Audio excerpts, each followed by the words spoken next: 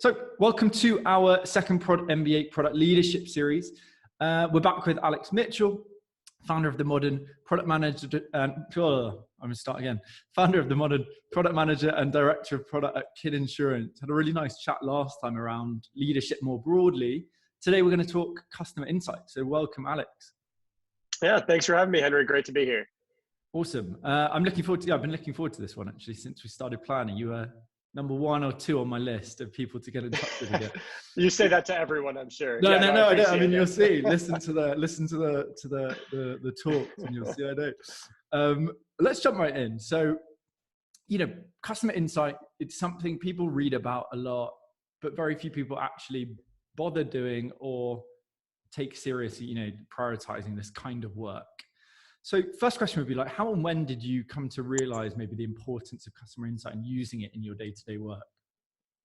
Yeah, before I even jump into a story there, I would agree with kind of the premise of your question there. It's something that a lot of people talk about. They say, oh, you have to go talk to customers. You should do this with customers. But, I know speaking from, my own experience and other product managers, sometimes the day-to-day gets overwhelming. I need to get my stories ready for my engineers. I need to just jump in and start solving problems. I don't have time for customer feedback. And, kind of going into to answer your question there, kind of realizing the importance of customer feedback. My first product role was at a company called Vistaprint Digital, where we built digital products for small business owners. And we had a lot of smart people on the team. I got an opportunity to join a small team and be the product lead for that team. And we thought we had a lot of the insights, the understanding of kind of the customer problems, just inside of our building, right? We thought we had all the knowledge, and we made some decisions, and I made some decisions early on with regards to a few of our products. And, they sounded like smart decisions. The team was excited about building them. And then when we released them, it was one of those, like, you just kind of jump off a cliff and no one actually starts using them, or such a low number of users. Yeah. And so it's you just realize, wow, there was a disconnect. Even if this is a good feature, maybe we're not speaking about it in the right way that these customers expect. Maybe we're, just not connecting it to something they're already doing. And so, kind of pretty quickly got hit in the face there a few times and realized, that you have to include kind of customer feedback through all of the parts of your build cycle. And one of the things that I think Vistaprint did later on that I really thought was an awesome way to engage with customers is they actually, I think maybe they bought an RV and they just drove it around big cities in the country over the course of a year and just met with small business owners in each of those cities. So they said, hey, Vistaprint's coming to help you out this week, go meet us, in this downtown plaza. And they got hundreds of thousands, over the course of the year of small business owners to come and get help with, sometimes it was, posters and banners, but a lot of times it was also websites and, getting their business found on Google. And so we got to actually participate and be on that RV when it came to, our cities and spend, a week or two with these customers solving problems. And so, it was a pretty quick 180 from realizing, wow, you can't go it alone. Even if you're busy, even if you think you have all the answers, you don't. And then, kind of being able to follow up with this really cool in-depth kind of customer research opportunity with Vistaprint was really cool as well. Yeah, that's such a cool technique. It's similar to something we did. So my first business was, I was laughing because you could have been telling my story. Same thing, just complete fuck up. You have a few smart people in the room and it's the biggest trap. You bounce ideas off. Well, it makes so much sense. And then reality hits you when you launch anything. But also that thing of really actually going out a lot and speaking to people continuously, I think is really important. We did. So we were in backpacking. So after all the screw ups, we then second year said, right, let's do this properly. Went into an accelerator program, and so we just went to hostels once a week. Just went to a hostel on a Friday. People having a beer after work. So it didn't even feel like work. Right, it was sort of relaxing as well. But you're there just sort of soaking up ideas, testing prototypes with people. It's super valuable, just as a habit as well, right? And it's so cool. Just saying, right, we're going to really focus on customers and just go full on with an RV. Yeah, really, really smart. Yeah, it's really cool. And you reminded me of another story there too, is when you have those smart people in a room, yes, they may have, experience, they may have built some products, they may even have some customer understanding, but when you go out there in the real world, you sometimes are so surprised at what you see. I remember a specific customer study we did where it really just showed like who the Vistaprint customer was. It was Mm. a mom that came in, and we were doing website builder testing. We had a new prototype of like Yeah. how you'd build a website like a much simpler way was the premise, and we brought her in, and unexpectedly she brought her like toddler with her, and so she had like a 2-year-old like hanging around her as she's trying with like Ah. one hand to build a website. Yeah, yeah, And yeah. as we kind of learned and as we met with more customers, like it was a lot of times it's their second business. They're either a mom or they're at home or they're Got it. doing a full-time job and also trying to start up the second business. So it's like an extreme example, but it was not an unusual one. Like it is, it was kind of learning about our customer being someone who doesn't have a ton of time, doesn't have a ton of tech skills in this case, and really is trying to, fit this task into 30 minutes of their day, maybe while they're distracted. And so like we then kind of pushed much more towards simplicity over, Yeah. customization, and you kind of made some of those trade-offs in a certain way as you learned about, the type of customer we had more, which was really interesting. But that one sticks in my head. I can still see the woman It's and a her great crazy example. toddler running around. So It's yeah, such a good example, isn't it? Because it represents like just a compelling story to tell internally to like reinforce this yep, value point you've identified of simplicity. It's if you yeah, keep repeating that story and it becomes part of the sort of folklore within the company, people, definitely. everyone, customer support engineers, product managers, they are going to think about simplicity. I think also there's Yep. a really one thing with customer insight I find is people assume that it has to be really, you've got to like prepare a lab room and have, one-sided glass, all this kind of stuff. Real, it's bullshit. It's just not worth it. And as you said, you don't need a degree in design thinking to just observe people in person. There's some really like low-hanging fruit by just doing, 3, 4, 5 in-person interviews. Like really, really valuable just Yep. to see the context. These obvious Yeah. things pop up. Yeah, definitely. Completely agree. I think that's one of the things that sometimes like prevents people from doing Yeah, research. They read these blog posts and they assume they have to have a degree in, the right way to do research and the right way to do design thinking yes, sprints and stuff. Those are all great. Like, yes, you can work up to that, but you can start so much smaller, right? Yeah, you can yeah, start in your example by just getting a few customers on the phone or in like a quick chat, or, there's a few different really low friction ways. And it doesn't take an expert in research to see some patterns, right? Like you'll hear some of the words they're using, yeah, some of the ways they describe their problems. You'll see similar things and you'll see different things between them, but you'll start to build a language and an understanding and just an empathy, right, for this customer experience and these people.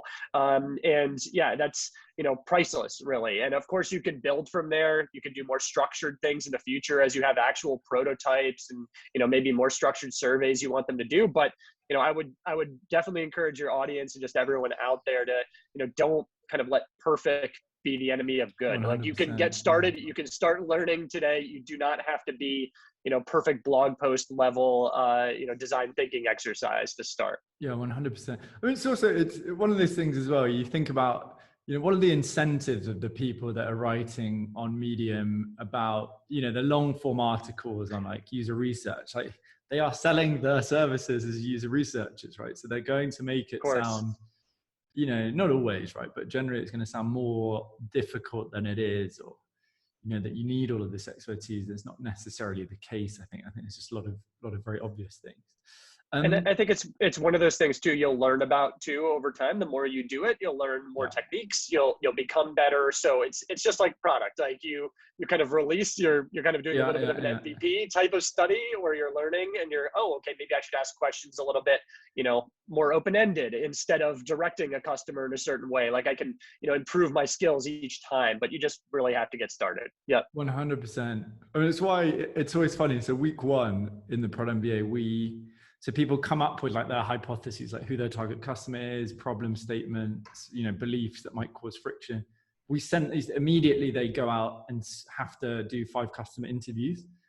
Part of that is simply so there's 2 topics here. Part of that is obviously like getting better at it. So we do a practice run internally, then you go and speak to 5 real people. So they get better, but it's also getting over the mental barrier. You mentioned this sort of like preventing, Mm-hmm. putting blockers up. That's for me, that seems to actually be the biggest thing here. It's like people create all sorts of excuses to not do this kind of thing, out Yeah. of fear of, I'm not really sure. I mean, what are you thinking? I suppose, question to you actually, what do you think lies at the heart of that? And are there any sort of tactics that you have used, teaching PMs or as a PM to get over that obstacle? Yeah, there is a little bit of inertia or something, something that you have to get past too. And, Yeah.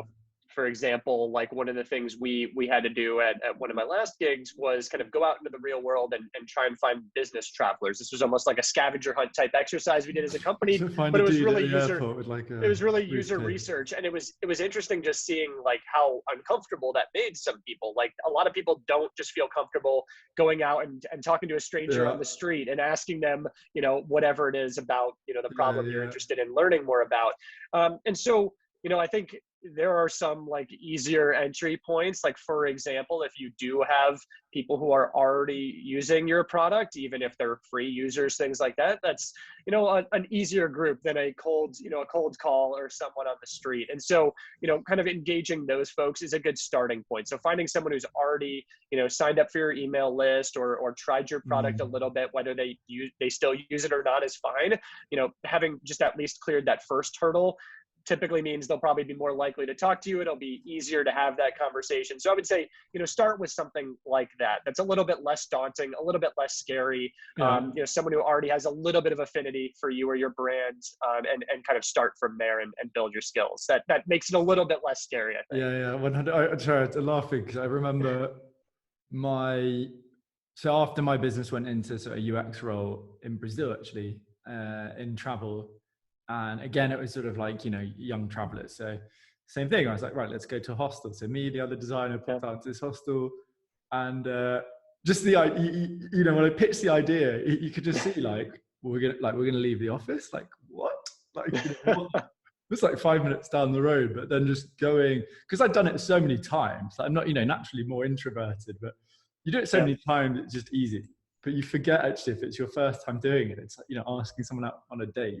I think one of the other things I would recommend to people who are kind of like doing this for the first time is like, you can think about your questions ahead of time. You can write them down, the things you're trying to learn, but kind of let the conversation go naturally. Like, don't keep going back to your notes and forcing questions. You'll get much more out of, and I kind of felt it from your story there. You get much more out of, once you kind of get that first, kind of conversation started, just letting the person drive it a bit. They may take you in directions that you didn't even know, like they were unknowns, right? Like you didn't even know about these things that are part of their experience or part of their problem. So I would say don't try and box people in as you're having these conversations. It'll also just make it less awkward. It'll be more like an actual conversation.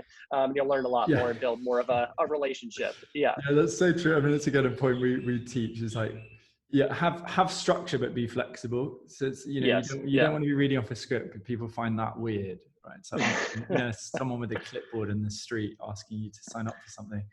I think also there's an element of enjoyment. So, I think particularly as product managers, ultimately it's a tough job. So you need to be motivated about like the problem you're solving, the team you're working, the solution you're working on. I also think that there's a big amount of, so I think there's the fear of like going to talk to new people, right? Fear of sort of annoying somebody or them telling you to piss off, whatever.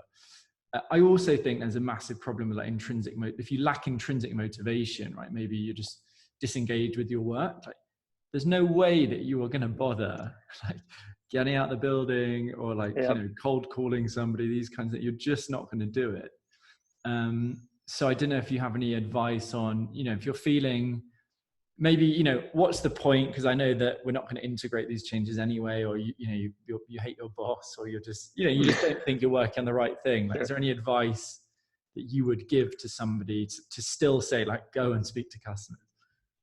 Yeah, that's a really tricky one. If there's not a sense of motivation or purpose at your job or your role or your company, I would almost say it's maybe time to start looking around for a place that you can find that, and again, maybe that doesn't have to be your day job. Like that could also be your side business or something else where you're able to channel that motivation. So I don't want to say like you have to go change a job. That's a big deal. So maybe there's some other way you can kind of embrace that. But Yeah, I think one really important thing that's connected to this about research is you really want to fall in love with the problem. So the problem that customers have, or the problem that you're kind of learning is out there. You want to make sure like that's where your focus is initially. Like it's easy, as I described in my first example, we were talking like to jump right to solutions and be like, Yeah. hey, what do you think about this? What do you think about that? And like throw these solutions out there at customers. But you really want to start by just embracing this like problem that is in front of you, letting people talk through like why it's a problem for them, define it a bit more for you, maybe expose sub problems that are part of it that you again maybe didn't even know about. So I do look for people who, as I'm hiring for my product teams, for example, that can, kind of fall in love or are falling in love with the problems that we're trying to solve, so that I hopefully don't, have someone who's in that spot that you described where, they're either not motivated by the vision or the solutions or the problem, because I think it is such a critical part of the research and of actually doing it and getting value from it is really caring, like having that intrinsic motivation, as you said, about solving it. Yeah. Care and curiosity, I think, is... Yeah, it's like that, just going after something, I think, until you really feel you're on something.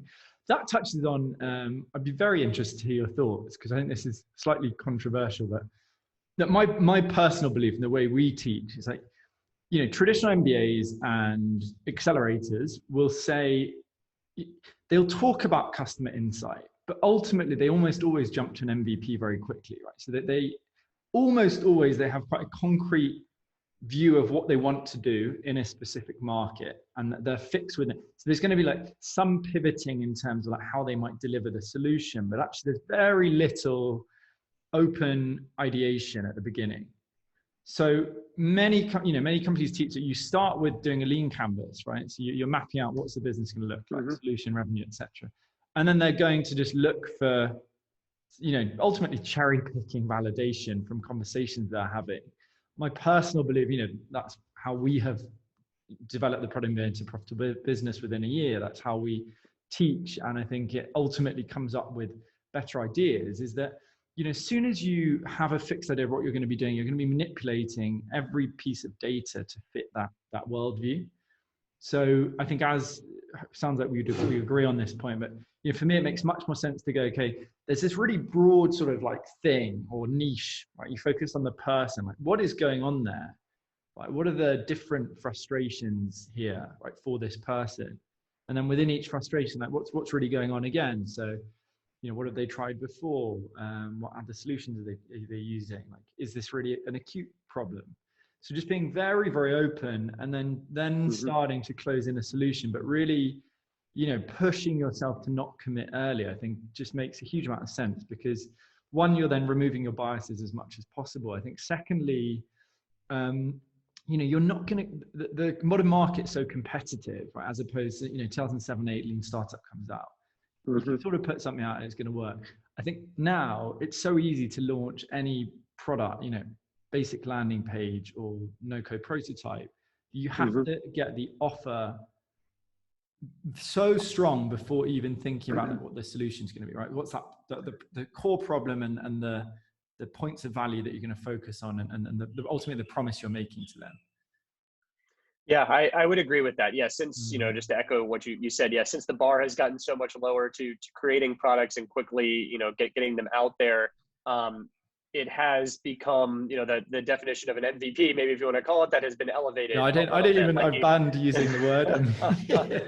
Yeah, exactly. But I hear you there. And I think one other thing, going back to kind of like, this time, like kind of carving out this time for that kind of research and not jumping immediately to start trying to validate like prototypes out there is also maybe considering if you can find a person, whether it's a mentor or someone outside of your company who can provide some, and maybe even outside of your team or outside of your group, that can provide a little bit of kind of feedback and perspective that you may not have. Like you have this pressure, like whether you say it, you have it or not, there's a pressure, kind of internally to kind of move, like you're saying, to go see and like validate things, right? Yeah, build things. to go to build things, to do things, stuff, to ship things. And so, you may be kind of, cherry picking, as you said, like the feedback to kind of serve, your maybe intrinsic goal, whether you like it or not, to build and do things. So I would say, when you are gathering this feedback and you start to see patterns, try and bounce that off of like someone on another team. It could even be a product person on another team.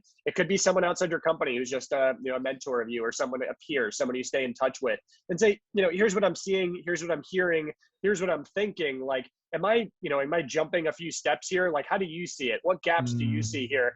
And I think sometimes having someone with that perspective, that they haven't been a part of all of these conversations and, it's another brain, in the puzzle, I think can be really helpful in seeing things you're not seeing, or seeing when, oh no, you're just trying to, go into fast forward here and you're moving too quick. You need to like talk to a few more people. That doesn't sound like a pattern yet. That doesn't sound like you have enough, validation to move forward from my outsider perspective. So that's something I do. And I would definitely recommend people consider that, is just, kind of check your own biases a little bit and make sure you're getting another perspective. Yeah, I couldn't agree more. I think also just the simple thing of, someone saying like, I think you're doing this because you're under pressure or stress, rather than, just that simple fact to go, oh yeah, I think you're probably right. How do you, do you do that for yourself? Do you encourage team members to do that? Like, how specifically do you, encourage other people to do that? Or how would you encourage other people to do that? Yeah. So I think one of the things that I do for like my team members is you try and create a safe environment where they don't feel all of that pressure to immediately start moving on a solution. So I'm thinking of, like, for example, a few projects we have at Kin that are, maybe Q2, Q3, we know we want to do them in that time period. And so they're in this kind of like early research stage. They're a bit greenfield. We either don't have the feature today or, have a very, very light version of it. And so there's a lot of exploration going on. It's just making sure that I communicate and that it's understood as a team value, that like we carve out the time to learn about those things. We work with our design and research team to identify what we think the smartest way is. We carve out times for phone calls, like, with those customers or current customers asking about, the problems related to maybe some of these features we're considering. And so it's really just carving out the time and buying the space and making sure people understand that it is important and why it is important. So it doesn't just get boxed in at the end of the day, like, oh my God, we're going to actually start working on this thing next week. We got to, get customers on the phone today. We got to do this thing tomorrow. And then we got to make a decision on, Friday or whatever, right? Like you don't want to get into that place. You want to buy yourself time, and it's not always perfect. Like I'm going to be honest with you. It's not always perfectly sequenced.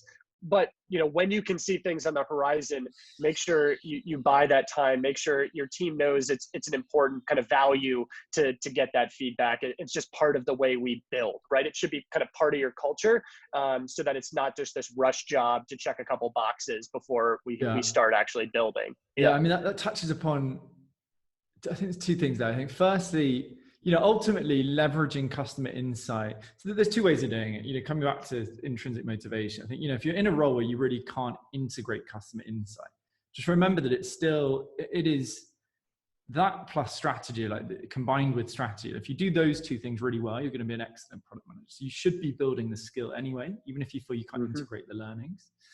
And I think second thing is, the importance of the environment, having a leader like yourself who's saying, like, don't worry, it's fine. Like, go try lots of things. It's fine if they fail, or fine if you're not sure. But we're going to give you this space and show that this is important. And then final point on that as well, I think is, when it comes to ideation, it's so important to be in the right headspace for it. So, we, for example, a month before the course starts, you come in with an idea, right? What's your sort of basic hypothesis? So we give them a month before just to say, here's this ideation exercise to get 20 ideas out. Just revisit it, like 5 minutes every week. That kind of, it's somewhere in your subconscious working away, so that you're not pressurizing, you're not letting these biases come in as much as possible. So I think that's a really smart approach, and one maybe for other people to learn as you guys do, which is, say, that a project starts coming up in Q2, like give yourself a whole quarter, just a little bit every week, maybe half a day, just to keep sort of chipping away at that and evolving your thought process. Exactly. And it's key. I like the way you described it. It's essentially like, planting that seed. Like, here are the things we think we're going to be working on. Like, we should start thinking about these problems, kind of when we're talking to customers, maybe we'll remember to ask a couple questions in this space. Like, we'll just start to build our understanding even before we get to like the more tactical items of, like a facilitated, moderated session or a prototype